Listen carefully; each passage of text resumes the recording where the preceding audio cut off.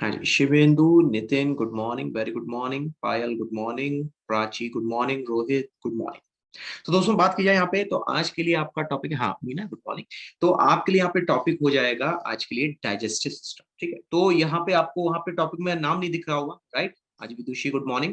और इससे पहले आप लोगों के लिए एक जरूरी सूचना, वो है UP triple S C exam के लिए। पहले तो मुझे ये बता दो कितने लोगों ने यहाँ पे आपका यूपी ट्रिपल एस सी का फॉर्म ऑलरेडी फिल कर दिया है। अगर नहीं किया है तो याद से इसको कर देना, क्योंकि बाद में जब यहाँ पे आपको पूरे साल जब कोई भी नोटिफिकेशन दिखेगा, तो आप उस नोटिफिकेशन को तभी यहाँ पे आप भर सकते हैं जब आपने यहाँ पे स्कोर कार्ड आपके पास होगा पीईटी का। तो याद रखिएगा, ये एग्जाम जरूरी है। इसके बाद जो भी एग्जाम होगा वहां पे जरूरी नहीं है कि आप उसको फिल करो, वो फिल करना आपकी इच्छा पे होगा, लेकिन ये आपके लिए जरूरी इसलिए ताकि पूरे राउंड द क्लॉक ईयर यहाँ पे जो भी पेपर हो वो जरूरत से और याद से आप लोग यहाँ पे फिल कर पाए।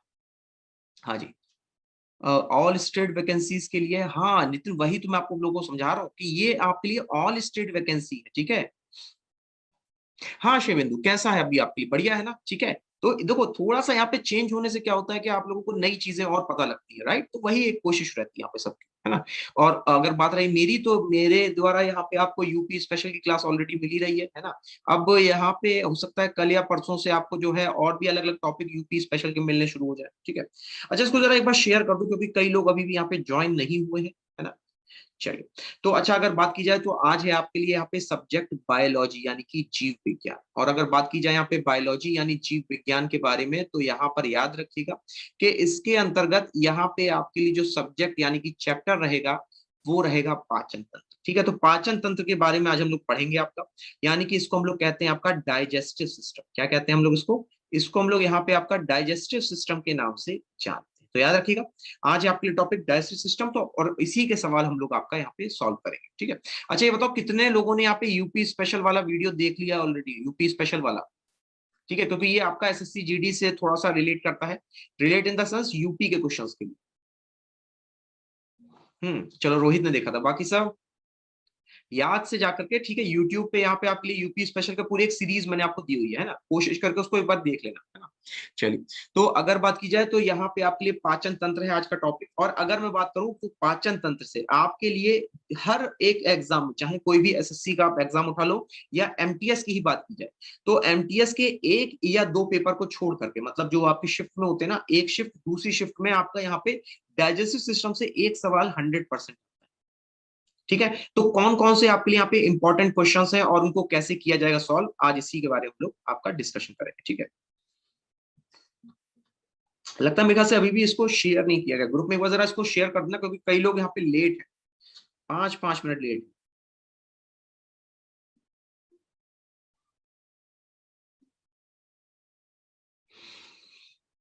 चलिए, तो अगर बात की जाए तो यहाँ पे आपके लिए सबसे पहले है, वेट अ मिनट। तो अगर आप देखेंगे तो यहाँ पे, अच्छा एक चीज और है, एनडीए की मैराथन हो रही है। ठीक है, संडे को याद रखना, एनडीए की मैराथन है आपके लिए संडे को। तो यहाँ पर आप संडे को आ सकते हैं, एनडीए की जो आपके यहाँ पे क्वेश्चन होते हैं उनको सॉल्व करने के लिए। ठीक है, और ये लगभग मेरे ख्याल से ऑन एंड अराउंड 12 घंटे यानी 12 आवर्स चलेगी। ठीक है, याद रखिएगा इसको। अच्छा, तो अगर बात की जाए यहाँ पे आपसे, तो अगर मैं डाइजेस्टिव सिस्टम की बात करूँ तो ये कुछ इस तरीके से दिखता है। सबको ये फिगर दिख रहा होगा एक बार, है ना। एनडीए स्पेशली बॉयज के लिए होता है, नहीं गर्ल्स के लिए भी होता है विदुषी, ऐसा नहीं। ठीक है, वहां पे कई सारी ऐसी वैकेंसीज हैं एनडीए की जो आपकी गर्ल्स के लिए भी होती है। ठीक है, और हाँ एक चीज और, लेकिन एनडीए से जो ज्यादा आसान आपके लिए पेपर होता है वो होता है सीडीएस। एनडीए कम कठिन है आपके लिए इन कंपेरेटिव टू सीडीएस, क्योंकि उसमें और भी सब्जेक्ट्स आपके ऐड हो जाते हैं। ओटीए के लिए, एग्जैक्टली एग्जैक्टली प्राची। ठीक है, तो चलिए अब अगर बात की जाए यहाँ पे आपसे, तो ये आपको फिगर दिख रहा होगा। ठीक है, अब इस फिगर को जरा ध्यान से देखो। यहाँ पर जो है आपका, अगर मान लीजिए ये जो खाना आता है, ठीक है, ये खाना आया, ठीक है, अब ये नीचे जा रहा है। ठीक है, अब ये देखो यहाँ पे कुछ देर रुका था ना। ठीक है, तो यहाँ पे ये जो आपका स्टमक में, यानी कि आप, हम लोग इसको क्या कहते हैं, इसको हम लोग कहते हैं आपका पेट यानी कि आमाशय। ठीक, अब इस आमाशय यानी कि आपका स्टमक में ये लगभग लगभग 2 से 3 घंटे यहाँ पे आपका खाना रुकता है। ठीक, फिर इसके बाद देखो तो ये नीचे चला जाता है आपका किसमें, छोटी आंत में, और छोटी आंत से पहुंचता है फिर आपका ये लंबी यानी बड़ी आंत में, और फिर चला जाता है शरीर के बाहर। ठीक है, अब इससे जुड़ा हुआ कोई सवाल हो तो वो पूछ लो, क्योंकि फिर हम लोग आगे यहाँ पे आपका एक एक पॉइंट के बारे में चर्चा करेंगे। तो अगर मैं बात करूं तो हमारा जो डाइजेशन है दोस्तों, वो शुरू होता है माउथ से, यानी मुंह से और इसके अलावा यहाँ पे, हाँ गुड मॉर्निंग कुसुम, यहाँ पे आपका खत्म होता है रेक्टम पे। तो माउथ से अगर ध्यान देखो, माउथ से रेक्टम तक, ठीक है, माउथ से रेक्टम तक यहाँ पर जो आपके लिए पूरी एक ट्यूब है, ठीक है, ये एक पूरी ट्यूब है ना, ध्यान से देखो तो पूरी की पूरी एक ट्यूब की तरह है ना, ठीक है। तो इस ट्यूब की यहाँ पे आपकी लंबाई ऑन एन अप्रॉक्स में हो जाएगी आपके लिए लगभग लगभग 8 से 10 फीट। कितनी हो जाएगी? 8 से 10 फीट हो जाएगी यहाँ पे लंबाई। पूरी की पूरी आपकी डाइजेस्टिव कनाल कहते हैं उसको, क्या कहते हैं इसको हम लोग यहाँ पे? डाइजेस्टिव कनाल के नाम से जानते हैं, ठीक है।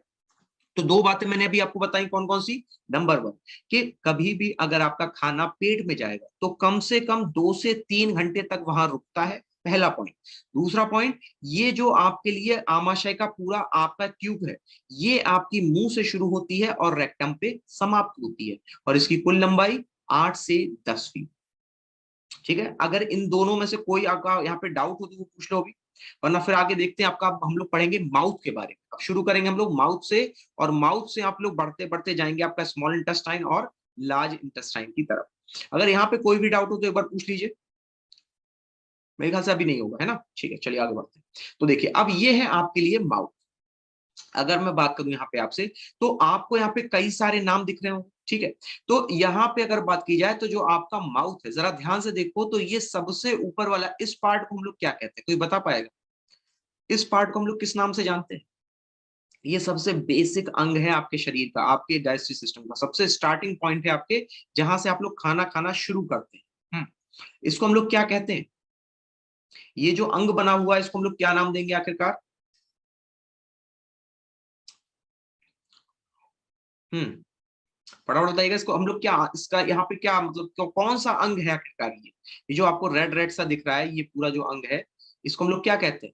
इसको हम लोग यहाँ पे आपका ओस्ट कहते हैं। क्या कहते हैं? ना ना, मैं वही तो बता रहा हूँ, इसको हम लोग ओस्ट कहते हैं, लिप्स कहते हैं।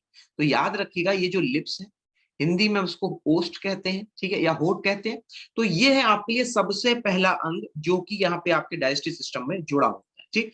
अब जरा मुझे सोच के ये बताओ कि ये तो चलो लिप्स हो गए, लिप्स का कोई कार्य है भी डाइजेस्टिव सिस्टम में या फिर नहीं? अगर मान लो मैं आपसे कह दूं अपने मुंह से ये लिप्स को निकाल दो, ठीक है, मुंह से लिप्स को एकदम निकाल दो और अब खाना चबा के दिखाओ, तो मुझे जरा सब लोग बताना, क्या आप लोग खाना चबा पाओगे या आपके मुंह से खाना बाहर निकल जाएगा? फटाफट बताना तो जरा। अच्छा, फटाफट कमेंट बॉक्स में जरूर रहा करो, ठीक है, ताकि पता रहे कि हाँ कितने लोग मेरी बात को सुन पा रहे हैं, क्या उनका रिप्लाई है, तो उसी के अकॉर्डिंग फिर मैं आपको और उसमें अलग से बता पाऊँ, ठीक है। बाहर निकल जाएगा, ठीक है ना, है कि नहीं? बाहर निकल जाएगा, ठीक है ना? ठीक है, सबका ठीक है, बिल्कुल इम्पॉसिबल है ना? तो यहाँ पे अगर बात की जाए आपसे, तो ये जो ओस्ट होते हैं, लिप्स होते हैं, ठीक है, तो इनका काम होता है खाने को चबाते समय रोकना। तो खाने को जब हम लोग चबाते समय रोकते हैं दोस्तों, खाने को जब चबाते समय रोकते हैं, तो इसको कहा जाता है यहाँ पे आपका दोस्तों रोल ऑफ लिप्स, ठीक। पहला हम लोगों ने रोल अभी देखा किसके बारे में? लिप्स के बारे में। अब अगर थोड़ा सा आप अंदर जाएंगे तो यहाँ पे आपके लिए होंगे टीथ्स, यानी कि दांत। तो क्या होंगे आपके लिए? यहाँ पे टीथ्स होंगे, ठीक। लेकिन अब अगर जरा आप इन दांतों को ध्यान से देखना, है ना, दांतों को अगर आप ध्यान से देखना, तो यहाँ पर ये जो दांत है ना, ये दो भागों में ऑलरेडी बटे हुए। बोलो, एक हो गया ऊपरी भाग, बोलो, एक हो गया अपर पोर्शन, दूसरा हो गया लोअर पोर्शन। बोलो हाँ कि ना, ठीक है। अगर ये ऊपरी यानी कि अपर और लोअर पोर्शन है, तो अब अगर मैं इसको यहां पर आपका कर दूं डिवाइड, ध्यान से देखिएगा, हाँ एग्जैक्टली। अब मैं इसको कर दूं यहाँ पे अगर आपका एक और टाइप से बीच से डिवाइड, तो ये है आपका एग्जैक्ट फॉर्म, जिसे हम लोग लेफ्ट और राइट के नाम से जानते हैं, ठीक। अब देखो, तो यहाँ पे अगर आप देखोगे तो मैंने इसको कितने भागों में डिवाइड किया? 4 भागों में। यही आपके दांत के प्रकार होते हैं, यही आपके टीथ के टाइप होते हैं, ठीक। अब यहाँ पे अगर आपको याद हो टीथ के टाइप, तो जरा मुझे बताइएगा, ठीक है, तब तक मैं आप लोगों के लिए यहाँ पे लिख देता हूँ। जो तीन आप सॉरी जो आपके 4 दांत के टाइप हैं आपके लिए, वो हो जाएंगे आपके लिए नंबर 1 इंसीजर, नंबर 2 हो जाएगा आपके लिए कैनाइन, नंबर 3 हो जाएगा यहाँ पे आपके लिए मोलर, और अंत में और आखिरी में हो जाएगा आपके लिए प्रीमोलर, ठीक। तो चलो एक बार जरा इनको देखते भी है, ये है कहाँ कहाँ पर, है ना। तो अगर बात की तो ये तो हो गए 4 प्रकार किसके? आपके दांतों के। वेरी गुड, शाबाश, सबने बिल्कुल राइट आंसर दिया है, ठीक है। अभी देखो इनके बारे में हम लोग एक एक करके जानेंगे, है ना। तो यहाँ पे अगर बात करें, वेरी गुड, शाबाश, बहुत अच्छे। तो यहाँ पे अगर बात की जाए आपसे सबसे पहले, तो इंसीजर के बारे में बात करते हैं, ठीक, इंसीजर। अगर आप ध्यान से देखेंगे दोस्तों तो आपके लिए पहले चलो मैं बताता हूँ डेंटल फॉर्मूला क्या है, ताकि सबको उससे आइडिया हो जाए, है कि नहीं। तो यहाँ पे आपके लिए जो डेंटल फॉर्मूला होता है, जो आपके लिए डेंटल फॉर्मूला होता है, उसको हम लोग कहते हैं आपका 2123। क्या कहते हैं? 2123 के नाम से हम इसको जानते हैं। नंबर 1 पॉइंट है, ठीक है। अब इसमें अगर बात की जाए आपसे, तो यहाँ पे ये जो 2123 है, ये है आपका दोस्तों ये पूरा एक हिस्सा। इस पूरे एक हिस्से को हम लोग 2123 के नाम से जानते हैं, ठीक। अगर यहाँ पे कोई भी समस्या हो रही हो तो एक बार पूछिएगा जरूर, ठीक है। तो ये हो गया यहाँ पे आपके लिए एक हिस्सा जिसको हम लोग 2123 के नाम से जानते हैं, ठीक। लेकिन अगर बात की जाए आपसे, तो यहाँ पे दांतों की कुल संख्या कितनी होती है? कुल संख्या याद है? कुल संख्या, यहाँ पे कुल संख्या कितनी होती है? ठीक है, तो आप कहोगे सर 32 होती है एक एडल्ट में, लेकिन यहाँ पे 28 दांत होते हैं। ध्यान सुनिएगा, 28 दांत होते हैं आपके बच्चों में। तो यहाँ पे अगर बात की तो 28 दांत किसमें है? बच्चों में। और यहाँ पे पुरुषों में कितने हो जाएंगे आपके? ये हो जाएंगे, अच्छा पुरुष और महिला एक ही मतलब हुआ मेरा, ठीक है, इसको अलग से मत समझना। हेलो विजय। तो यहाँ पे 28 दांत किसमें है? बच्चों में है, और 32 दांत है आपके पुरुषों में, ठीक। लेकिन याद रखना दोस्तों, अगर मैं ये 21-23 कह रहा हूं तो इसको समझो मैं 21-23 कहां कहां पे कह रहा हूं। ये जो आपका पोर्शन, पहला पोर्शन देख रहे हो ये वाला, ठीक है, ये वाला जो पोर्शन देख रहे हो ना, ठीक है, ये कितने दांत है जरा गिन के बताना। तो सब लोग जरा गिन के बताना कितने दांत हैं आपके। विजय, अभी आपके लिए मेरे ख्याल से अभी मैंने आपको बताया था, राइट। तो अभी आपके लिए थोड़ा सा चेंज किया गया है ना, ताकि आपके लिए थोड़ा सा और बेहतर अगर हो पाएगा तो करंट को होगा, है ना, ठीक है। बाकी यहाँ पे करंट की कुछ क्लासेस मैं भी लेता रहूंगा, है ना, ऐसा नहीं है ना। ओके, ना ना 8 कहाँ है जी? ये 2 गिनो केवल, ये 1 हो गया बोलो, है ना, ये हो गया 1, ये हो गया 2, 2 ही तो दांत है, ठीक है। तो मैंने यहाँ पे कितनी संख्या लिखी है बोलो, आप लोग आराम से समझ जाओगे, इसको मैंने लिख दिया 2, ठीक है, क्लियर हो गया होगा। अब इसके बाद जरा कैनाइन देखो, ये देखो, ये जो तिकोना वाला आपका दांत है, ये कितने हैं आपके यहाँ पर बोलो, ये कितने हैं आपके? तो ये हो जाएगा आपका 1, ठीक है। अब यहाँ पे इससे थोड़ा सा और मैं आगे आगे बढ़ूं, थोड़ा सा और आगे बढ़ूं तो मुझे मिल जाएंगे आपके मोलर और प्रीमोलर, ठीक है। तो यहाँ पे अगर थोड़ा सा मैं आगे बढ़ता हूं तो मुझे मिलते हैं ये वाले दांत, बोलो ये वाले दांत मिल रहे हैं ना, एग्जैक्टली, है कि नहीं है। तो अगर मैं इन दांतों के बारे में आपसे बात कर रहा हूं तो मुझे जरा इनकी संख्या बता दो, चलो आप देखे कितने लोग इसकी सही संख्या बता पाएंगे। ये जो मैंने आपको दांत बताए इनको मैं मोलर बोलता हूं, इनको मैं हम लोग क्या बोलते हैं यहाँ पे? मोलर बोलते हैं। तो जरा बताना मोलर कितनी संख्या में है। तो जवाब हो जाएगा आपके लिए कि सर यहाँ पे इनकी संख्या है 2। बोलो मैंने गलत कहा या झूठ कहा? ठीक है।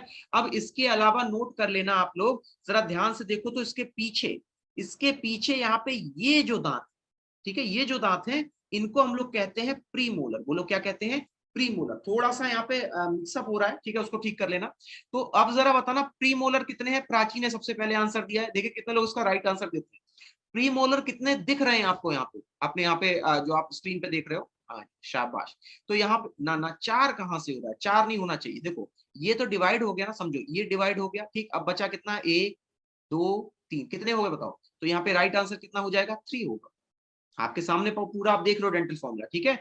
अब यहाँ पे इसके अलावा अगर बात की जाए तो यहाँ पे आपके लिए, अब मुझे बताओ, फॉर्मूला वही तो बना 21-23, बोलो बना कि नहीं बना? 21-23 अगर आपके लिए फॉर्मूला बना है तो समझिएगा, यहाँ पर जैसे मान लीजिए अब इंसीजर है, ठीक, तो यहाँ पे 2 इंसीजर तो एक साइड है। मैं ध्यान से, आपको ध्यान से चीज को समझना ताकि पूरा आंसर आपको समझ में आए। मैंने कहा कि 2 दांत तो एक तरफ है, उसके बगल में भी 2 दांत है, मतलब हो गए 4, और उसके ऊपर भी तो और 4 दांत होंगे, ठीक। तो ऊपर और नीचे टोटल इंसीजर कितने? 8। तो याद रखना दोस्तों, जब भी अगर मान लीजिए मुझे यहाँ पे निकालना है आपका टोटल नंबर, जब भी मुझे क्या निकालना है, अगर टोटल नंबर ऑफ इंसीजर निकालना है, तो अब मैं इसको क्या करूंगा, तो यहाँ पे टोटल नंबर ऑफ इंसीजर कैसे निकाले जाएंगे? 2 गुणे 4 बराबर 8। तो हर एक दांत को जब आप 4 से गुणा कर दोगे तो आपको मिल जाएगी उसकी कुल संख्या, ठीक है। अगर यहां तक किसी को भी कोई समस्या हो वो पूछ ले, फिर आगे बढ़ते हैं। दांतों के बारे में भी बात की है, अभी हम लोग बात करेंगे आपसे ग्लैंड्स के बारे में। कोई भी समस्या हो जिसको वो एक बार पूछ लेगा, ठीक है। चलिए, तो यहाँ पे अच्छा, इससे पहले आप लोगों में सर्कुलेटरी सिस्टम हो चुका है ना? सर्कुलेटरी सिस्टम, परिसंचरण तंत्र, वो हो चुका है क्या? एक बार जरा मुझे कंफर्म करा देना, हो चुका है ना? ठीक है ठीक है। तो चलो, परिसंचरण तंत्र के अलावा अभी आपके 2-3 आपके यहाँ पे टॉपिक्स और आते हैं एमटीएस में, वो भी हम लोग डिस्कस करेंगे, ठीक है। अच्छा देखो, अब अगर इसके अलावा बात की जाए यहाँ पे आपसे, तो हाँ चलिए, बताने के लिए धन्यवाद। तो यहाँ पे अगर आपसे बात की जाए अब, तो ये तो हो गई टोटल दांतों की संख्या। अब अगर दोस्तों यहाँ पे आपसे बात की जाए तो ध्यान से एक बार एक चीज देखना जरा, ठीक है। यहाँ पर अगर आपसे बात की जाए तो यहाँ पर एक चीज और होती है, उसको हम लोग कहते हैं सलाइवरी ग्लैंड। क्या कहते हैं? सलाइवरी ग्लैंड कहते हैं, ठीक है। यानी सलाइवरी ग्रंथि कहते हैं इसको, ठीक है। तो ये जो ग्रंथियां होती है, ध्यान से समझिएगा, ये कहाँ होती है, केवल मैं उसको पॉइंट करूंगा, फिर यहाँ पर उनका नाम लिखूंगा। यहाँ पे जो आप जीभ देख रहे हो ना, जीभ, इस जीभ के नीचे यहाँ पर एक आपकी ग्रंथि यहां पर होती है, और एक ग्रंथि होती है गाल के बगल में। बोलो कहां कहां पे होती है? एक ग्रंथि आपकी नीचे होती है, एक होती है आपकी बगल में, जैसे जीभ है ना, जीभ के बगल में और जीभ के नीचे। इनको हम लोग यहाँ पे आपका सब मैंडिबुलर ग्लैंड, क्या कहते हैं इसको? सब मैंडिबुलर ग्लैंड। बोलो ठीक है, सब मैंडिबुलर ग्लैंड कहते हैं। और इसके अलावा हम लोग इसको कहते हैं सब मैक्सिलरी ग्लैंड। तो ये है यहाँ पे आपकी दो ग्लैंड्स, जो कि यहाँ पे आपकी जो जीभ है उसके बगल में और उसके नीचे आपकी उपस्थित होती है। बोलो कोई समस्या हो तो आराम से भी पूछ ले, ठीक है। तो ये हो गई सब मैंडिबुलर और सब मैक्सिलरी ग्लैंड्स। अब यहाँ पे जानो, इसी सलाइवरी ग्लैंड में दोस्तों, इसी सलाइवरी ग्लैंड में यहाँ पर आपके लिए उपस्थित होता है एक और चीज, जिसको हम लोग कहते हैं लाइसोजाइम। क्या कहते हैं इसको? लाइसोजाइम के नाम से जानते हैं। ये वो एंजाइम है जो कि आपका सलाइवरी ग्लैंड, यानी जो आपका थूक है ना, थूक, उस थूक में आपका प्रेजेंट होता है ये लाइसोजाइम। और ये जो दोस्तों लाइसोजाइम है, नोट कर लेना, ये काम किसके आता है? तो ये आता है आपका कार्बोहाइड्रेट को पचाने में। किसको पचाने में? कार्बोहाइड्रेट को पचाने के काम आता है दोस्तों यहाँ पे आपका लाइसोजाइम। बोलो क्लियर हो गया? तो कार्बोहाइड्रेट को यहाँ पे पचाने का कार्य कौन करता है? तो जवाब हो जाएगा लाइसोजाइम। ठीक है, क्लियर हो गया? अब यहाँ पे कोई सवाल हो आपके मन में, वो पूछ, क्योंकि कई सारे सवाल आपके दिमाग में आ सकते हैं, जैसे सर ग्लैंड्स कहाँ पे होती हैं, ठीक है, या फिर अगर बात की जाए तो सर ये ग्लैंड्स में लाइसोजाइम क्या करता है। तो जो भी इस तरीके का दिमाग में डाउट हो, वो अभी पूछ, वरना आगे बढ़ते हैं, आगे बढ़ के लेते हैं अगला टॉपिक। ठीक है, चलिए कोई डाउट नहीं है, आगे बढ़ते हैं। तो यहाँ पे आपके लिए हो गया लाइसोजाइम, ठीक है, जो आपका प्रेजेंट होता है किसमें? Salivary gland. अब इसके अलावा अगर दोस्तों बात की जाए तो यहाँ पे एक आपके लिए अंग और होता है, जिसको हम लोग टंग कहते हैं। टंग यानी कि जीभ दोस्तों, जो कि दुनिया में सबसे लंबी। बोलो हाँ कि ना? जीभ दुनिया की सबसे लंबा ऑर्गन है कि नहीं, मुझे बताओ। इतना लंबा है कि दोस्तों यहाँ पे कभी खत्म ही नहीं होता है कि नहीं है? ठीक है। तो यहाँ पे अब हम लोग बात करेंगे आपसे जीभ के बारे में। तो जीभ यहाँ पे याद रखिएगा, जीभ जो है आपकी यहाँ पर जो है, एक तो टेस्ट लेने के काम आती है, टेस्ट यानी स्वाद लेने के काम आती है, ठीक। दूसरा दूसरा काम यहाँ पे जीभ का होता है, खाने को जब आप चबाते हो ना, तो खाने को एक स्थान से दूसरे स्थान पर ट्रांसफर करना। क्या करना? ट्रांसफर करना। कहां पर? आपके मुंह में ट्रांसफर करना। अगर जीभ ना होती, सोचो, उसको एक बार हटा के देखो, आपको पता चल जाएगा कि वास्तविक में वो आपका ऑर्गन कैसे काम करता है, ठीक। तो अगर आप जीभ हटाओगे तो बताओ, खाने को कभी एक जगह से दूसरी जगह पहुंचा पाओ? राइट। तो यहाँ पे आपके लिए टेस्ट, अब देखो टेस्ट की बात करते हैं, खाने को ट्रांसफर के बारे में बात समझ में आ गई। अब देखो टेस्ट की अगर बात की जाए, तो ये है आपके लिए जीभ, ठीक। अब इस जीभ में अगर देखो, यहाँ पे थोड़ा सा और हौच-पौची हो जाएगी, ठीक है, यहीं पे बना देता हूँ आपके लिए। ये है आपके लिए जीभ, ठीक। दुनिया की सबसे लंबा ऑर्गन है।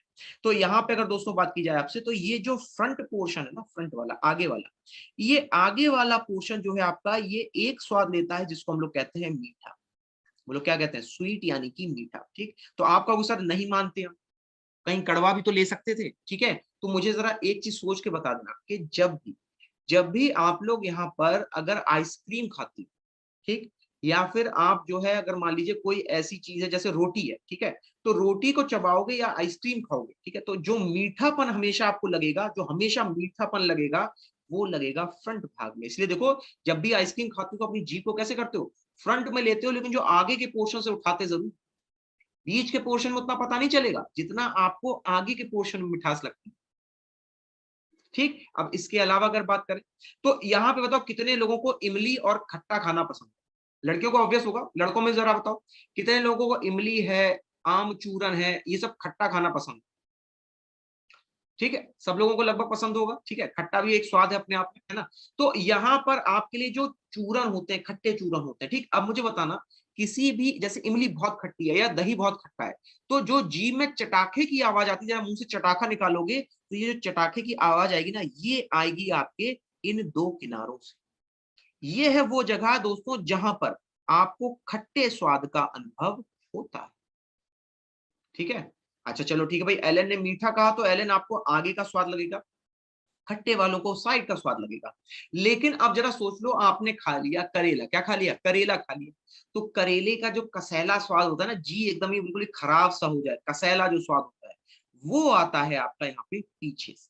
तो वो आता है यहाँ पे आपका पीछे से, इसको हम लोग कहते हैं कड़वा स्वाद।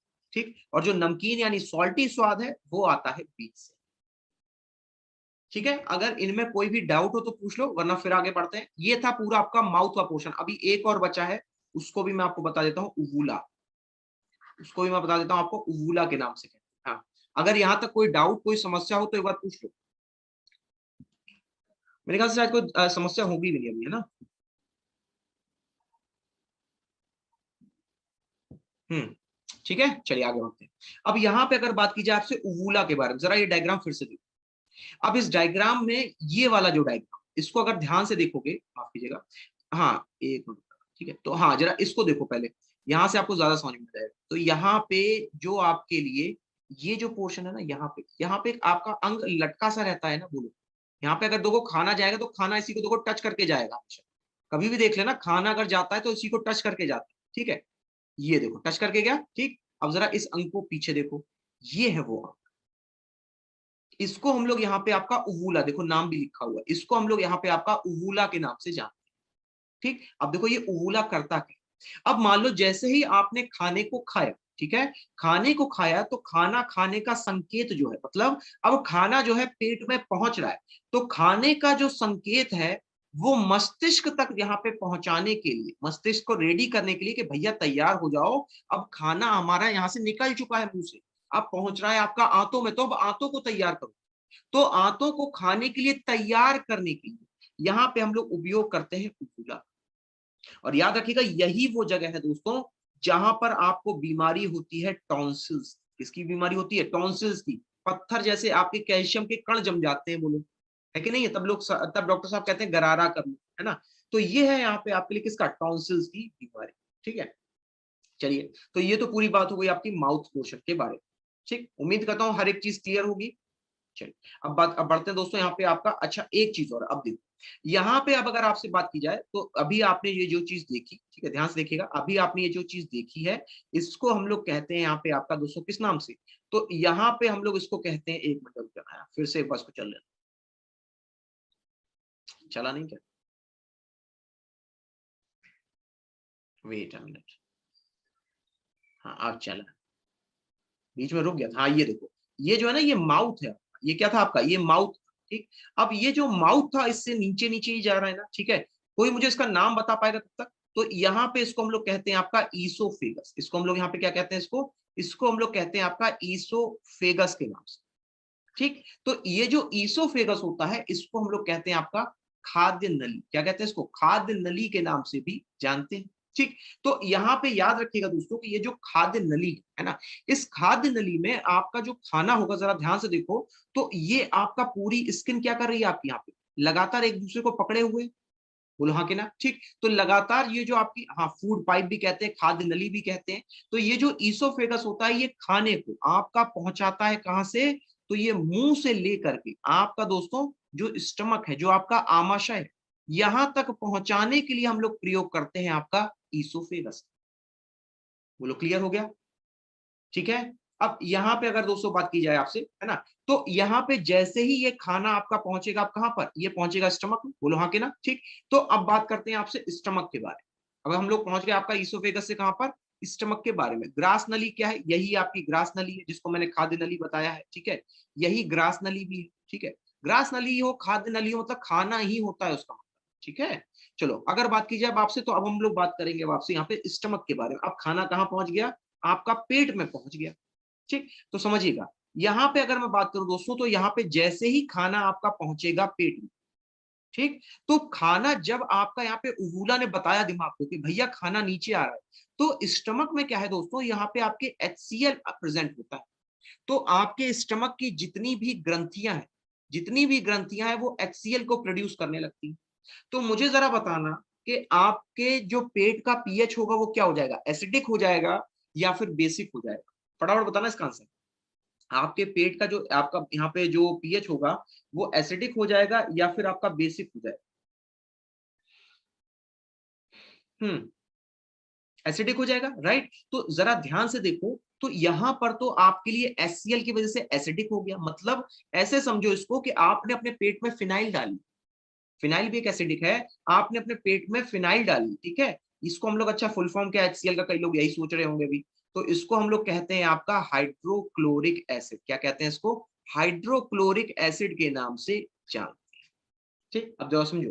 तो यहाँ पे आपके लिए जो हाइड्रोक्लोरिक एसिड है ये एसिडिक मीडियम है, और याद रखना HCl में यहाँ पे आपके दोस्तों कुछ ऐसे एंजाइम होते हैं जो केवल और केवल एसिडिक पीएच में काम करते हैं। मैं फिर से दोहरा रहा हूँ, हमारे स्टमक में कई सारे ऐसे एंजाइम होते हैं जो कि आपका कार्य किस पे करते हैं? वो कार्य करते हैं आपका एसिडिक पीएच। किस पे करते हैं? एसिडिक पीएच पे वो आपका कार्य करते हैं। ठीक, और वहीं इसके अलावा अगर बात की जाए दोस्तों आपसे, ठीक है, तो यहां पर आपके लिए जो एसिडिक पीएच में एंजाइम है उनके नाम क्या है तो नोट कर लेना। यहाँ पे दो एंजाइम है जो कि यहाँ पे आपके दोस्तों कार्य करते हैं। ठीक है, तो यहाँ पे अगर आपसे बात की जाए तो पहला एंजाइम हो जाएगा आपके लिए पेप्सिन, ठीक, और दूसरा एंजाइम हो जाएगा आपके लिए रेन। तो ये दो एंजाइम है जो कि आपके एसिडिक पीएच पर कार्य करते हैं। ठीक है, अगर यहां तक कोई भी समस्या हो तो अभी पूछ लो, अगर जगह का नहीं समझ में आ रहा है या कोई और डाउट है तो वो पूछ लो।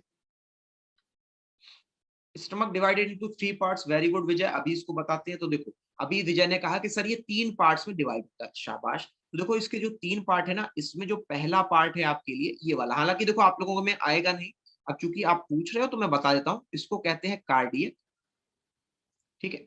इसको कहते हैं आपका जो बीच का पोर्शन ये वाला, इसको कहते हैं बॉडी, ठीक। और ये जो लास्ट पोर्शन है ना, ये लास्ट पोर्शन जो कि आपका छोटी आंत से जुड़ा होता है, इसको कहते हैं पाइलोरिक, फंडिक भी कह सकते हैं, ठीक है। चलो, तो ये होगा 3 भाग यहाँ पे आपके किसके, आपके यहाँ पर स्टमक, ठीक है। और कोई डाउट हो वो पूछ लो, डाउट हो, कोई समस्या हो।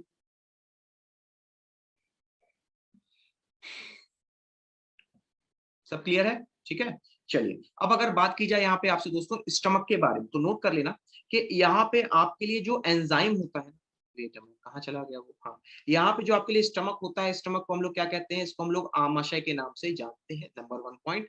दूसरा पॉइंट, यहाँ पे हमें मिले दोस्तों एक नहीं बल्कि 3 एंजाइम। 2 एंजाइम आपके हमेशा एसिडिक लेवल पे कार्य करते हैं। नहीं नीतीश, अब मेरा थोड़ा सा यहाँ पे सब्जेक्ट जो है मैंने अपना चेंज किया हुआ है, अभी मैं आपको यूपी स्पेशल की क्लासेस दे रहा हूँ, ठीक है। वो ज्यादा आपके लिए यहाँ पे महत्वपूर्ण हो जाएंगी क्योंकि अभी यूपी का एग्जाम आना है, ठीक है। और यहाँ पे आपके लिए जो यूपी की पूरी इंफॉर्मेशन, उसके लिए मैं आपको लाइव क्लासेस यहाँ पे अभी दे रहा हूँ, ठीक है। तो वो आप लाइव क्लासेस यहाँ पे देख सकते हो, है ना। और बात रही अगर करंट अफेयर की प्रैक्टिस की, ठीक है, तो ग्रुप में अभी भी प्रैक्टिस चल रही है, सबको पता ही होगा, ठीक है। जिन लोगों को प्रैक्टिस करनी है, पढ़ना है, उनको अभी भी यहाँ पे आपको यहाँ पे क्वेश्चंस वगैरह मिल जाएंगे, ठीक है। आपको यहाँ पे बाकी सब सारी चीजें होती रहती है ना। तो यहाँ पे अब अगर बात की जाए आपसे आमाशय के बाद, तो आपको 2 एंजाइम तो ऐसे, ध्यान से मैं फिर से दोहरा रहा हूँ, 2 एंजाइम तो ऐसे हैं दोस्तों जो कि आपके एसिडिक पीएच पे काम करते हैं, ठीक है। कौन कौन से हो गए? नंबर 1 हो गया यहाँ पे आपके लिए पेप्सिन, ठीक है। नंबर 1 क्या हो गया? पेप्सिन। ये हो गया आपके लिए पेप्सिन, और दूसरा हो जाएगा आपके लिए रेनिन। दूसरा क्या हो जाएगा आपके लिए? रेनिन। तो ये हो गया पेप्सिन और रेनिन, ठीक। अब इसके अलावा अगर बात की जाए तो यहाँ पे एक एंजाइम और होता है, चलो मैं हिंट देता हूं, आप मुझे जरा उसका नाम बताना, मैं ऑप्शन दे रहा हूं, उन ऑप्शंस में से केवल आप लोग चुन के बताना कि यहाँ पे कौन सा राइट आंसर होगा, ठीक है। चलो, पहला है आपके लिए option number 1, trypsin. Option number 1 है ट्रिप्सिन, पहला ऑप्शन। दूसरा ऑप्शन है काइमोट्रिप्सिन, दूसरा क्या हो जाएगा? काइमोट्रिप्सिन, ठीक। और तीसरा, थर्ड यहाँ पे आपके लिए ऑप्शन हो जाएगा जिसको हम लोग यहाँ पे आपका कहेंगे अमाइलेज। अब मुझे बताना कि यहाँ पे आमाशय में इनमें से कौन सा आपका एंजाइम उपस्थित होता है, फटाफट बताइए कमेंट बॉक्स में। ठीक है, एक आंसर मुझे मिला, ठीक है। 2 लोगों का बिल्कुल सही है, रोहित, रतन, आप लोग का सही है बिल्कुल। बाकी सब फटाफट बताइए, ठीक है, ओके। हाँ, जिन लोगों का सही होगा, हाँ विदुषी ठीक है, हाँ, ठीक है, ऋषभ आपका भी नहीं, ओके चलो ठीक है। हम्म, ना ना, ऑप्शन तो देख लो बाबा, ऑप्शन में देखो, ऑप्शन लिखे हुए हैं, उसी ऑप्शन के अकॉर्डिंग बता, ठीक है। हम्म, चलिए देखिए कितने लोगों का यहाँ पे ठीक होता है। सब लोग एक बार ट्राई कर लो, सब लोग एक बार ट्राई कर लो। ऑप्शन तो देखो, मैंने नाम तो ऑप्शन दी है, केवल 1 2 3 लिखना है। खुद से चेक करो कि आपका कितना सही होता है। जरूरी नहीं सही हो, जरूरी है कि आपने ट्राई किया। ठीक है, नीतीश शिवेंदु आप लोग का सही है। बाकी सब फटाफट बताइएगा। ठीक है। तो अब देखो यहाँ पे राइट आंसर क्या है, समझ लो राइट आंसर क्या है। सही जवाब हो जाएगा यहाँ पे आपके लिए अमाइलेज। राइट आंसर क्या हो जाएगा? अमाइलेज। ये तीसरा ऐसा एंजाइम है, अमाइलेज अमाइलेज अमाइलेज अमाइलेज। ठीक है, तो यहाँ पे ये तीसरा आपके लिए ऐसा एंजाइम होगा जो कि आपका उपस्थित होता है कहाँ पर? आपके पेट में। ठीक, अब आगे बढ़ते हैं इस कहानी को। अब यहाँ पे अगर बात की जाए दोस्तों, सबसे पहले आपसे, हाँ क्या हो गया? Trypsin produced in pancreas. Very good Vidushi. अभी ट्रिप्सिन पता आएगा जब आप पढ़ते हो छोटी आंत और बड़ी आंत, तो उसमें आता है ट्रिप्सिन और काइमोट्रिप्सिन। ठीक है, वैसे अगर देखा जाए तो मुख्यतः चाहे काइमोट्रिप्सिन हो, ट्रिप्सिन हो, सुक्रेज हो, माल्टेज हो, गैलेक्टेज हो, ये सारे एंजाइम आपके पैंक्रियाज में ही बनते हैं। अभी इसको बताएंगे। ठीक है, तो देखो अगर बात की जाए सबसे पहले पेप्सिन और रेनिन के बारे में, तो भूलना मत ये दोनों आपके दोस्तों प्रोटीन को पचाने के लिए कार्य करते हैं। अब देखो मैं आपको एक चीज पहले समझा दूं कि एंजाइम एंजाइम का कार्य होता है किसी भी आपके यहाँ पे प्रोसेस को आगे बढ़ाना, स्पीड देना। ठीक, तो वो एसिलेटर की तरह कार्य करता है। तो यहाँ पे अगर कोई भी एंजाइम कार्य करता है तो किसी प्रोसेस में करता है। तो यहाँ पे अगर मैं कह रहा हूं तो ये पेप्सिन और रेनिन किस प्रोसेस में काम करते हैं? तो प्रोटीन को तोड़ने में कार्य। ठीक है, तो यहां पे अगर बात की जाए आपसे पेप्सिन के बारे में, तो नोट कर लेना पेप्सिन जो है ये आपका फूड प्रोटीन को तोड़ने के कार्य आता है। जो खाने में जो प्रोटीन है ना, जैसे अगर बात की जाए तो दालें हो गई, सोयाबीन हो गया, मीट हो गया, दूध हो गया, तो ऐसे प्रोटीन को तोड़ता है। और अगर बात करें आपसे रेनिन के बारे में, तो ये सिर्फ एक प्रोटीन को तोड़ता है जो कि है आपके लिए मिल्क प्रोटीन। ध्यान समझना। अब अच्छा मुझे बताना, रेनिन को मैंने बताया कि ये आपका मिल्क में आपके मौजूद प्रोटीन को तोड़ता है। ठीक, अब जरा मुझे ये बता देना कि सबसे ज्यादा मिल्क पे डिपेंडेंट कौन होता है? एक बच्चा या एक बड़ा? बड़ा बताइएगा, एक बच्चा या बड़ा, इनमें से कौन है जो आपका सबसे ज्यादा दूध पे डिपेंडेंट होता है? हम्म बच्चा, ऑफ कोर्स, है कि नहीं? वो तो कितना नॉर्मल सा कॉन्सेप्ट है। अब यहीं से आपके लिए सवाल पूछ देता है। सवाल ये पूछ देगा कि ये रेनिन प्रोटीन सबसे ज्यादा किसमें पाया जाएगा? बोलो, अब कितना ऑब्वियस सा जवाब होगा। सबसे ज्यादा किसमें पाया जाएगा भाई? जो आपका दूध पे ज्यादा डिपेंडेंट होगा, ऑब्वियस सी चीज है। तो यहाँ पे आपके लिए राइट आंसर क्या हो जाएगा? जो छोटा बच्चा है आपके लिए, जो छोटा बच्चा है वो यहाँ पे आपके लिए डिपेंडेंट होता है किस पे? आपके दूध यानी कि मिल्क। ठीक, तो ये हो गए आपके दो प्रोटीन। अब बात करते हैं अमाइलेज के बारे में। अमाइलेज जो है दोस्तों, ये आपका उपयोग किया जाता है फैट को तोड़ने, इसको तोड़ने में, फैट को तोड़ने। ठीक, तो एक हो गया अमाइलेज, दो हो गए आपके यहाँ पे पेप्सिन और रेनिन। ठीक, अब इसके अलावा जरा एक चीज और नोट की आपने एक चीज ये नोट नहीं की कि यहाँ पर कार्बोहाइड्रेट का पाचन नहीं होता है। कार्बोहाइड्रेट का पाचन नहीं होता है, तो किसमें नहीं होता है? तो वो आपका दोस्तों आमाशय में नहीं होता है। बोलो, बड़ी ही बेसिक बेसिक चीजें हैं। अगर ये तीनों चीजें समझ में आ गई तो एक बार जरा यस सर लिखना, नहीं आई है तो एक बार जरा सवाल जरूर पूछो।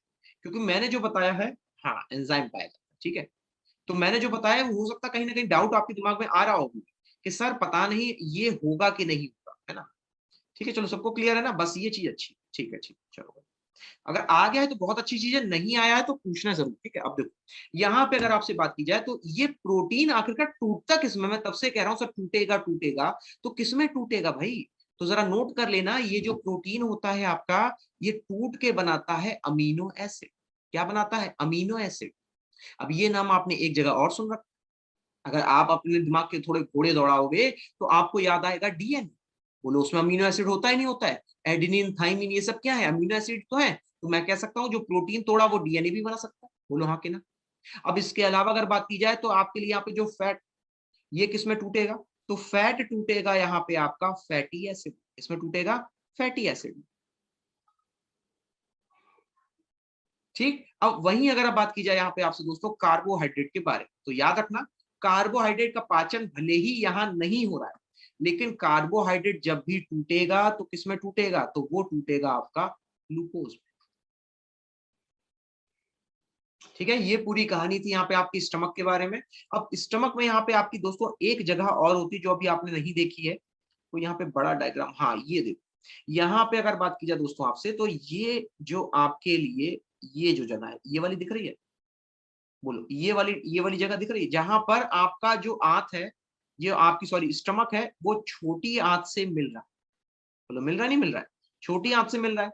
तो यहाँ पर आपके लिए जो छोटी आंत और आपका स्टमक जहां पे मिलते हैं, ये आपके लिए एक इंस्फिंक्टर की तरह होता है, नल की तरह होता है। इंस्फिंक्टर का मतलब क्या है? नल की तरह, ठीक है। और अगर मैं बात करूं इस इंस्फिंक्टर के बारे में, ठीक है, तो ये जो आपके लिए नल है, तो यहाँ पे ये कंट्रोल करता है स्टमक के द्वारा भेजे गए खाने को छोटी आंत में। भाई मान लो आपके स्टमक ने खाना तो भेज दिया छोटी आंत में, लेकिन कहीं ऐसा तो नहीं कि आप उल्टी हो गए, आप पलट गए, तो वो खाना वापस स्टमक में आ जाएगा? तो बोलो हाँ कि ना? तो उसको रोकने के लिए यहाँ पे जो वॉल्व होता है, यहाँ पे जो नल होता है, उसको हम लोग यहाँ पे आपका पाइलोरिक इंस्ट्रिक्टर के नाम से जानते हैं। ठीक, इतना क्लियर हो गया होगा। अब आगे बढ़ते हैं, आगे बढ़ के लेते हैं छोटी आंत। अब समय आपको दोस्तों यहाँ पे देखने का छोटी आंत के बारे में, ठीक। तो अब अगर बात की जाए यहाँ पे आपसे छोटी आंत के बारे में, अब ये पूरा डायग्राम देख लो। यहाँ पे एक एक चीज बड़े ही आराम से आपको समझ में आ जाएगी, ठीक। तो देखो यहाँ पे जितना भी आपको जो येलो पोर्शन दिख रहा है, यहाँ समझना, जितना भी येलो पोर्शन, जैसे अगर बात करें तो आपको डिओडेनम अलग से दिख रहा होगा, इलियम अलग से दिख रहा होगा, जेजुनम दिख रहा होगा, ठीक है। तो ये तीनों पार्ट और ये पूरा हिस्सा, ये देखो ये हो गया पाइलोरस, लिखा है ना यहाँ पे, ये पाइलोरस के बगल में ही ये इंस्टिंक्टर है, ठीक। अब नीचे आओगे तो छोटी आंत है। तो छोटी आंत का सबसे पहले समझो, छोटी आंत। अच्छा मुझे बताना, लेंथ में कौन बड़ा होता है आपका? छोटी आंत बड़ी होती है या बड़ी आंत बड़ी होती है? हाँ चलो इसका आंसर बताओ जरा। लंबाई में कौन सी बड़ी होती है? छोटी आंत बड़ी होती है या फिर बड़ी आंत बड़ी? कोई भी बताएगा इसका आंसर? इसका आंसर क्या होगा? कौन सी बड़ी है? छोटी आंत बड़ी है या फिर आपकी बड़ी आंत बड़ी है? हम्म छोटी आंत बड़ी है, ठीक है। क्योंकि छोटी आंत का जो आपके यहाँ पे लेंथ होती है ना, वो होती है अप्रोक्स 7 मीटर। कितनी होती है आपकी? 7 मीटर की होती है, छोटी, ठीक है। अच्छा एक चीज और है, जहां यहाँ पे मीटर और फीट में थोड़ा मेरे ख्याल से कंफ्यूजन हो गया था। अभी मैंने आपको एक चीज और लिखवाई थी।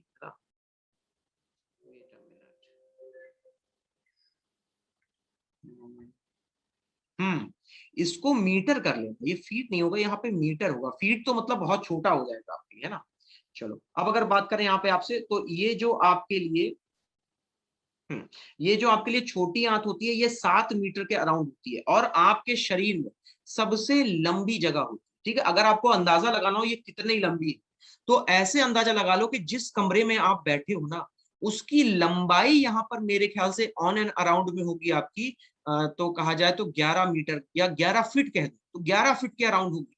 तो आप खुद सोच लो कि आपकी छोटी आंत तो उससे कई गुना ऊंची है, 22 फीट की होती है। 22 फीट का मतलब होता है लगभग 1 या 2 मंजिल के अराउंड, 2 मंजिल के अराउंड, ठीक। तो खुद ही सोच लो आप कि आपकी जो छोटी आंत है वो कितनी लंबी होगी, ठीक।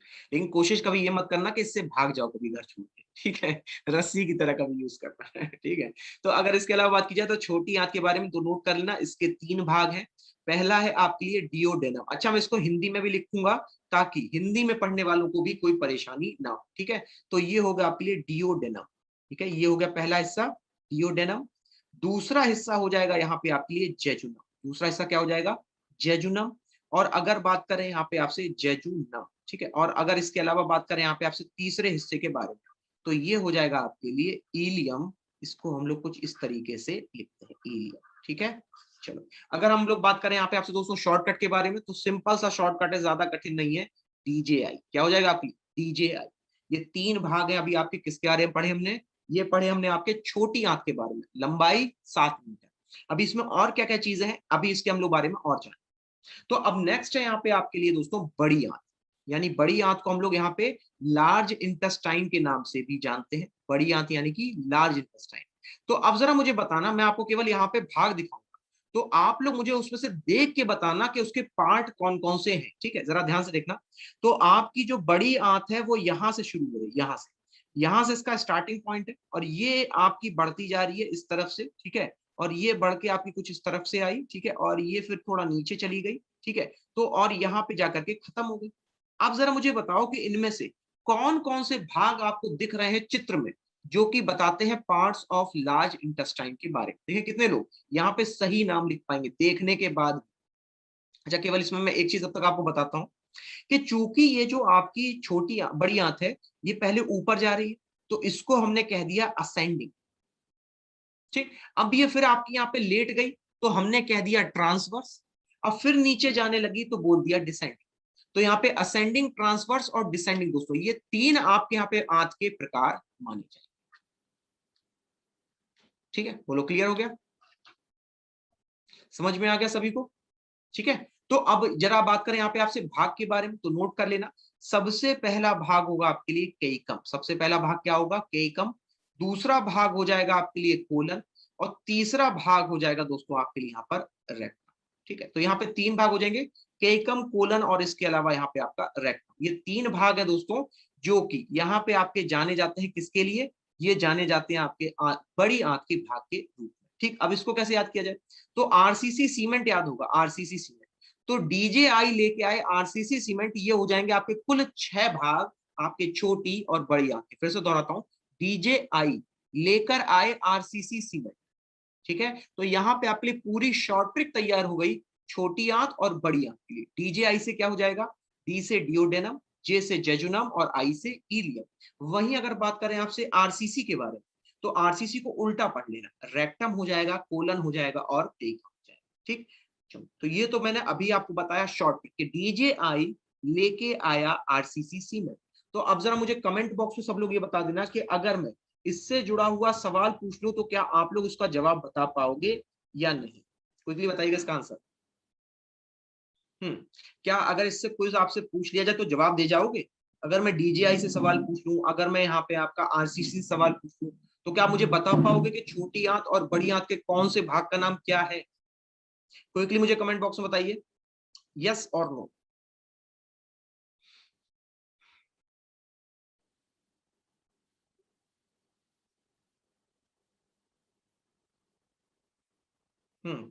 फटाफट बताइएगा, बताइए, पूछा जाए। हाँ जी, क्विकली एक बार आंसर दीजिएगा। हम्म, ठीक है, ठीक है, ओके ओके, ठीक है। चलिए, तो यहाँ पे अब एक बार आपसे छोटा सा क्विज करेंगे, बस छोटा सा, बिल्कुल लिटिल बिट वाला है ना। चलो अब फटाफट जरा मुझे जवाब देते रहना। यहाँ पे अगर मैं सबसे पहले अगर आपसे पूछूं, ठीक है, यहाँ पे अगर मैं आपसे पूछूं स्मॉल इंटेस्टाइन के बारे में, ठीक, तो स्मॉल इंटेस्टाइन में मैंने आपको यहाँ पे शॉर्ट ट्रिक बताई, क्या? डीजेआई। ठीक, तो जरा सब लोग मुझे जे का यहाँ पे मतलब बता दो, जे से यहाँ पे कौन सा फुल फॉर्म बनेगा? जे से क्विकली बताइएगा, जे से यहाँ पे आपका कौन सा फुल फॉर्म बनेगा? फटाफट बताइएगा, जे से। जे से यहाँ पे आपका कौन सा फुल फॉर्म है जो बनेगा? फटाफट आंसर बताइएगा।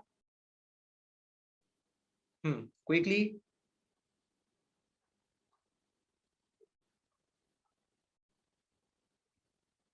हम्म,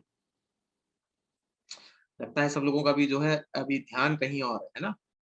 चलिए जी, तो यहाँ पे अगर बात की जाए तो ये हो जाएगा डीजीआई में जे से क्या हो जाएगा आपके लिए? जेजुनम। क्या हो जाएगा आपके लिए? जेजुनम। और वहीं अगर बात करें आपसे लार्ज इंटेस्टाइन के बारे में, तो लार्ज इंटेस्टाइन का यहाँ पे मैंने आपको क्या बताया? ये था यहाँ पे आपके लिए आरसीसी। ठीक है, जो पहला सी है याद रखना, ये केइकम है, ना कि आपके लिए कोलम है। ये डिफरेंस याद करना बहुत जरूरी है। ठीक है, चलिए आगे बढ़ते हैं।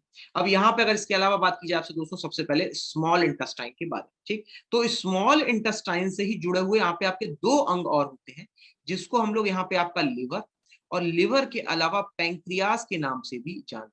ठीक है, किसके नाम जानते हैं? लिवर और पैंक्रियास के नाम से भी जानते हैं। तो ये हो जाएगा आपका लिवर यानी कि यकृत।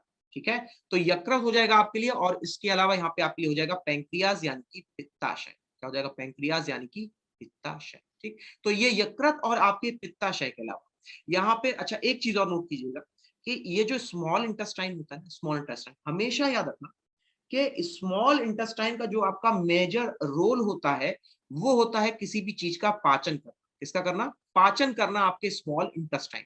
ठीक, और इसके अलावा यहाँ पे जो अवशोषण है, अवशोषण का मतलब होता है एब्सॉर्प्शन करना।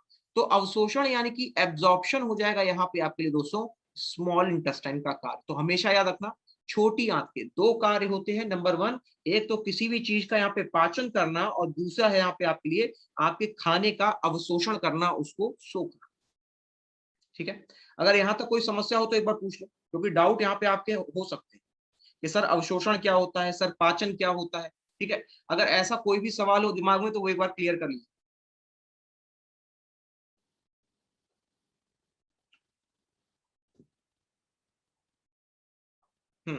क्लियर है सब कुछ? ठीक है जी, चलिए आगे बढ़ते हैं। तो यहाँ पे अगर बात की जाए आपसे, ओके ओके ओके, अच्छा अच्छा, ओके, मैसेज नहीं हो पा रहे हैं मुझे, ओके। तो ऐसा हो सकता है कि आप लोगों ने एवरीवन पे ना लगा रखा, एक बार जरा मेरे नाम पे जो मैसेज के टू के बगल में आ रहा है ना नाम, उसमें जरा मेरा नाम वहां पे लिख दो, तो मैसेज आपको मेरे पास जो है मैसेज आने लग जाएगा, ठीक है, ठीक है ना। चलिए, तो अब अगर बात की जाए यहाँ पे आपसे, तो यहाँ पे आपके लिए जो अब मान लो हाँ, जो आपके लिए स्मॉल इंटेस्टाइन का कार्य क्या होते हैं, तो इसके दो कार्य हैं, एक पाचन करना, दूसरा अवशोषण करना। वहीं अगर बात करें आपसे लार्ज इंटेस्टाइन के बारे में, तो याद रखना इसका सिर्फ और सिर्फ एक कार्य होता है, अवशोषण करना। कैसे? अब मान लीजिए आपके पेट में खाना पहुंचा, पच गया, ठीक, पच गया, पचाने के बाद उसमें से जितनी सारी जरूरी चीजें थी वो एब्जॉर्ब कर ली। अब एब्जॉर्ब करने के बाद जो बचा हुआ भाग था, उसमें अभी भी एक चीज थी जो एब्जॉर्ब नहीं की गई, ठीक है, और उसका यहाँ पे आपके लिए नाम हो जाएगा पानी। तो पानी को यहाँ पर आपका जब आप कई घंटे तक रखते हो, जैसे मान लीजिए आपने 6 से 8 घंटे रात में जो सोने गए थे और सुबह जो उठे थे, इसके बीच में आपकी जो बड़ी आंत है, इसने लगातार निचोड़ दिया पूरे खाने को, पूरे के खाने में आपका जितने भी न्यूट्रिएंट्स मिनरल्स बचे हुए थे वो सब वापस खींच ली, ठीक है। तो उस कार्य को हम लोग यहाँ पे आपका अवशोषण के नाम से जानते हैं। क्लियर हो गया होगा, ठीक है। अब इसके अलावा अगर बात करें यहाँ पे आपसे लिवर, और लिवर के अलावा पेंक्रियाज के बारे में, तो सबसे पहली चीज नोट कीजिएगा, लिवर। लिवर यहाँ पे आपका सबसे बड़ी आपकी एंडोक्राइन ग्लैंड है। क्या है आपके लिए? सबसे बड़ी आपके शरीर की जो एंडोक्राइन ग्लैंड है वो कौन सी है आपके लिए? तो इसका जवाब हो जाएगा आपके लिए लिवर, ठीक। तो एंडोक्राइन ग्लैंड का मतलब क्या होता है कि ये आपका कोई ना कोई हार्मोन आपका रिलीज करता है। हार्मोन क्या है? हार्मोन वो चीज है जो कि यहाँ पे आपके पूरे जीवन में जो आपके शारीरिक आपके जो भी कार्य होते हैं उसमें आपका सहायता करता है, जैसे हाइट बढ़ाने में, आपकी याददाश्त को बढ़ाने में, या फिर अगर बात करें तो आपके इमोशंस को कंट्रोल करने में। तो ये सारे यहाँ पे आपके एंडोक्राइन ग्लैंड है, लिवर के द्वारा भी यहाँ पे कुछ ऐसी चीजें हैं जिनको नियंत्रित किया जाता है। उसमें एक बीमारी है। तो अगर बात करें तो यहाँ पे कौन सा हार्मोन है जो आपका लिवर के द्वारा दोस्तों आपका सिक्रीट किया जाता है, रिलीज किया जाता है, तो नोट कर लेना, यहाँ पे हार्मोन हो जाएगा आपके लिए इंसुलिन। कौन सा हो जाएगा? इंसुलिन। और इंसुलिन के अलावा ग्लूकेगॉन। तो ये है दो हार्मोन जो कि यहाँ पे आपके दोस्तों रिलीज किए जाते हैं लिवर के द्वारा, ठीक। और वहीं इसके अलावा अगर बात की जाए आपसे, तो यहाँ पर आपके लिए जो इंसुलिन होता है, ठीक है, नोट कर लेना, यहाँ पे जो इंसुलिन होता है ये आपके लिए ग्लूकोज के लेवल को डाउन करता है। क्या करता है? ठीक है, ग्लूकोज के लेवल को डाउन करता है। वहीं इसके अलावा अगर बात की जाए आपसे, तो यहाँ पर आपके लिए जो ग्लूकेगॉन, ठीक है, जो ग्लूकेगॉन है ये आपके यहाँ पे ग्लूकोज के लेवल को बढ़ाता है ऊपर तक, ठीक है। तो ग्लूकोज के लेवल को बढ़ाने का कार्य कौन करता है? ग्लूकेगॉन। और इंसुलिन क्या करता है? ग्लूकोज के लेवल को डाउन करने का, ठीक है। इतना क्लियर हो गया। अब वहीं इसके अलावा अगर बात की जाए दोस्तों आपसे, तो ये सबसे बड़ी एंडोक्राइन ग्लैंड थी। अब इसके अलावा एक चीज और नोट कर, लिवर जो है आपके शरीर का सबसे महत्वपूर्ण चीज सिक्रीट करती है, उसको कहते हैं बाइल जूस। बाइल जूस क्या कर रहा है? तो जरा देखो फिर से, यहां पे अभी मैंने आपको क्या बताया कि यहां पर HCl के कारण आपके स्टमक में पेट कैसा था? एसिडिक था। अब चूंकि यहाँ पे जो आपकी छोटी आंत है इसको तो एब्जॉर्ब करना है, पचाना नहीं है, एब्जॉर्ब भी तो करना है, तो पीएच हमें थोड़ा कम करना पड़ेगा। तो ये पीएच दोस्तों यहाँ पे आपका जारी किया जाता है लिवर के द्वारा। अब लिवर क्या करेगा? यहाँ पे सिक्रीट करेगा बाइल जूस, ठीक है, जिसे हम लोग बाइल रस भी कहते हैं। और ये बाइल रस होता है आपका एल्कलाइन, यानी कि अगर बात की जाए तो ये बेसिक होता है अपने नेचर में पीएच के। तो ये आपका जितना भी पीएच हाई होता है, जितना भी एसिडिक पीएच होता है, उसके यहाँ पे वॉल्यूम को कर देता है कम, ठीक। लेकिन चूंकि देखो अब तुमने लगातार बाइल जूस तो बना दिया, लेकिन उसके यहाँ पे स्टोर भी करना पड़ता है। तो ये जो बाइल जूस आपका स्टोर होता है, ये आपका स्टोर होता है कहां पर? तो नोट कर लेना, स्टोर होता है आपका गॉल ब्लैडर। दो सवाल बने यहाँ पे आपके। नंबर वन, सबसे पहले कि आपका बाइल जूस कहां से उत्पादन होता है इसका, तो जवाब होगा यकृत में। और अगर पूछा जाए बाइल जूस कहां पे स्टोर होता है, तो जवाब हो जाएगा गॉल ब्लैडर। ठीक है, इतना क्लियर हो गया? कोई डाउट हो तो अभी पूछ लो एक बार, वरना फिर से आगे बढ़ते हैं। अगर मैसेज हो पा रहे हो, डाउट हो अगर आपको यहाँ पे कोई भी, तो एक बार पूछ।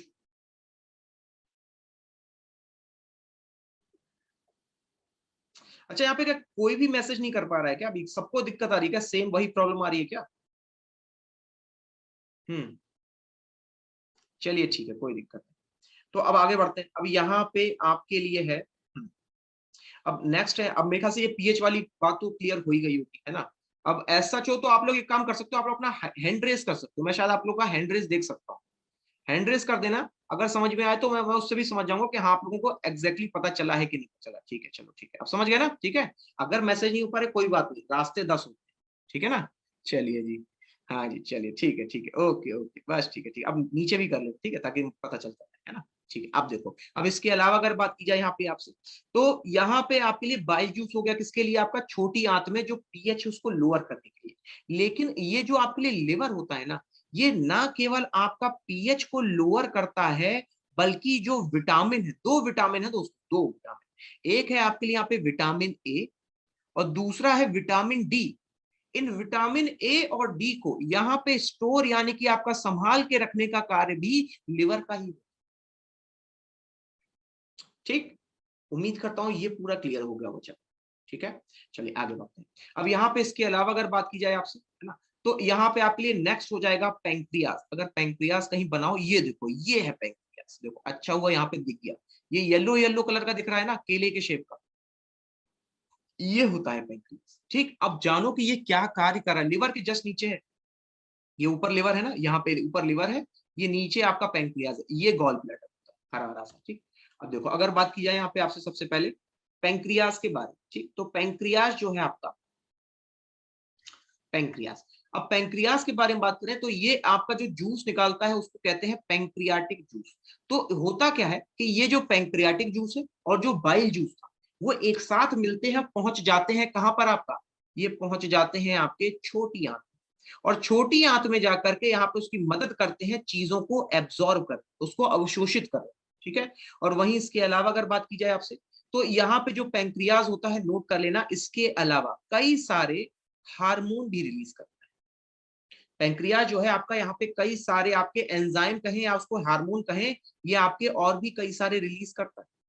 तो इसमें अगर बात करें तो आपके लिए सबसे पहले नाम आ जाएगा आपके लिए ट्रिप्सिन का। ठीक है, ट्रिप्सिन और काइमोट्रिप्सिन, ये दोनों प्रोटीन को तोड़ते हैं। किसको तोड़ते हैं? ट्रिप्सिन और काइमोट्रिप्सिन, ये दोनों आपको यहाँ पे प्रोटीन को तोड़ने के लिए कार्य किए जाते हैं। ठीक, कौन कौन से? ट्रिप्सिन और काइमोट्रिप्सिन। अब इसके अलावा अगर बात की जाए तो यहाँ पे आपके लिए दो आपके लिए एंजाइम हो गए। तीसरा यहाँ पे आपके लिए हो जाएगा सुक्रेज और माल्टेज। कौन से हो जाएंगे?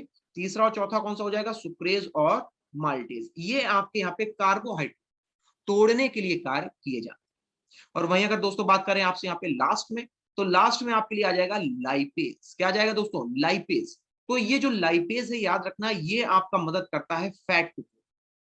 तो यहाँ पे आपके फैट को तोड़ने से लेकर के आपका यहाँ पे कार्बोहाइड्रेट, और इसके अलावा आपके प्रोटीन को तोड़ने के लिए आपका उपयोग किया जाता है किसको? इन सारे एंजाइम्स।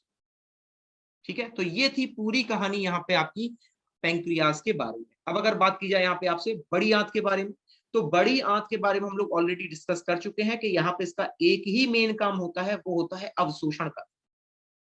और इसके यहाँ पे तीन भाग हैं, जिनको हम लोग आरसीसी के नाम से जानते हैं, यानी कि रेक्टम, केकम और कोलन के नाम से जानते हैं। ठीक है, चलो अब एक दो जरा सवाल भी कर लेते हैं, थोड़ा बहुत टाइम है, अगर जवाब बता पाना तो ठीक है, वरना कोई बात नहीं, है ना? चलो, पहला फंक्शन, हाँ पहला बताना, लिवर के द्वारा जो बाइल जूस सिक्रीट होता है उसका मेन काम क्या है? लिवर के द्वारा जो बाइल जूस निकलता है उसका मेन काम क्या है? खाने को एल्कलाइन कर देना, यानी कि बेसिक कर देना, खाने को एसिडिक कर देना, या फिर खाने को तोड़ना। तो इन तीन में से कौन सा ऑप्शन है दोस्तों जो यहाँ पे आपके लिए सही हो जाएगा? क्वेश्चन समझ में आ गया?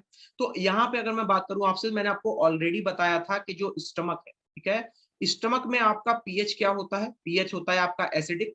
ठीक, अब उस एसिडिक पीएच को यहाँ पे कम करने के लिए, एसिडिक पीएच को कम करने के लिए यहाँ पे हम लोग उपयोग करते हैं किसका? बाइल जूस का। तो अच्छा, एक चीज और, पीएच कम क्यों कर रहे हैं? पीएच बढ़ा उतना ही रहने दो, एसिडिक ही रहने दो, कोई दिक्कत नहीं है। लेकिन पीएच को हमने कम इसलिए किया ताकि यहाँ पे जो आपकी छोटी आंत है वो आपका अवशोषण कर सके। वो क्या कर सके? आपका यहाँ पे अवशोषण कर सके यहाँ पे आपके लिवर। ठीक है, सॉरी यहाँ पे आपका जो न्यूट्रिएंट्स है उसका। ठीक है, चलो एक और फटाफट आज के लिए आखिरी एक और सवाल देख ले। तो राइट आंसर क्या हो जाएगा, इसको यहाँ पे एल्कलाइन बनाने की उम्मीद करता हूं, क्योंकि अब मैसेज तो मुझे दिख नहीं रहे हैं, तो उम्मीद ही मैं कर सकता हूं कि आप लोगों का जवाब यही रहा होगा। ठीक है, एक और सवाल ले लेते हैं आज के लिए। अच्छा, एक चीज और थी यहाँ पे जो बाइल जूस के बारे में थी, एक पॉइंट आपके लिए और था कि यहाँ पे जो बाइल जूस होता है, ठीक है, नोट कर लेना, इसका जो पीएच होगा आपका ये 7.4 से 6.8 के बीच में वेरी करता है। तो वेरी इसलिए करता है क्योंकि अलग अलग जगह से निकलता है, एक गॉल ब्लैडर में होता है, एक लिवर में होता है। तो लिवर में चूंकि बेसिक होता है, गॉल ब्लैडर तक जाते जाते एसिडिक हो जाता है, बस ये एक। ठीक है, चलो अब बात करें यहाँ पे आपसे अगले प्रश्न के बारे में, दांत से जुड़ा हुआ सवाल। सवाल पूछा गया hardest material present in body, यानी कि आपके शरीर में जो सबसे कठोर पदार्थ है वो कौन सा है, डेंटिन, पल्प या फिर इनेमल। तीन ऑप्शन है आपके सामने और आपको बताना है कि इनमें से कौन सा ऑप्शन होगा यहाँ पे सही, डेंटिन, पल्प या फिर इनेमल।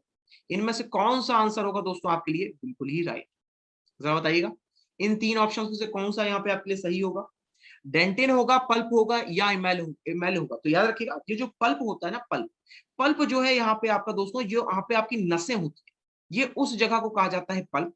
डेंटिन जो है ये आपका बीच की सरफेस को भरता है, जो आपकी ऊपरी परत है और निचली परत जो आपकी नसें हैं उनके बीच की सरफेस को आपका डेंटिन भरता है। और सबसे ऊपर होता है आपका इनेमिल, जो आपके दांतों की रक्षा करता है। तो यहाँ पे आपके लिए सही जवाब क्या हो जाएगा, राइट आंसर हो जाएगा आपके लिए ऑप्शन नंबर सी, यानी कि इनेमिल। ठीक है, तो ये था दोस्तों यहाँ पे आज के लिए आपका चैप्टर, यानी कि डाइजेस्टिव सिस्टम। ठीक है, अब इसके अलावा जितने भी क्वेश्चंस और बाकी के होंगे वो भी हम लोग आपका इसके बाद में सॉल्व करेंगे। अगर यहाँ पे कोई डाउट हो, कोई समस्या हो, वो अभी पूछ लीजिए। हालांकि मैं भी क्या करूं, यहाँ पे आपको कोई मैसेज वगैरह का कोई यहाँ पे शायद ऑफ हो गया है, पता नहीं क्या हो गया है, ये प्रॉब्लम मेरी खुद नहीं समझ में आई आज ना।